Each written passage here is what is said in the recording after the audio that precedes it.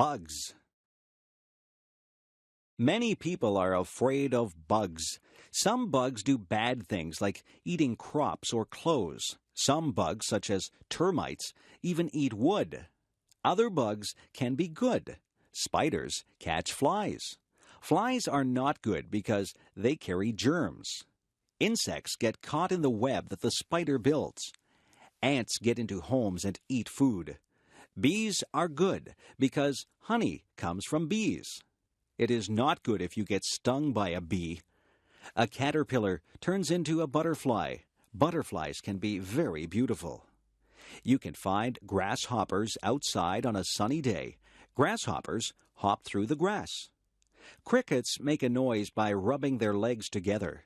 Dragonflies usually live near water. They have large, colorful wings. Ladybugs are red with little black dots. There are many types of beetles. Nobody wants to have cockroaches in their house. Centipedes have many legs. Fleas get onto your pets and bite them. They make your dog or cat itchy. Mosquitoes can make you itchy when they bite you. Have you ever had a mosquito bite?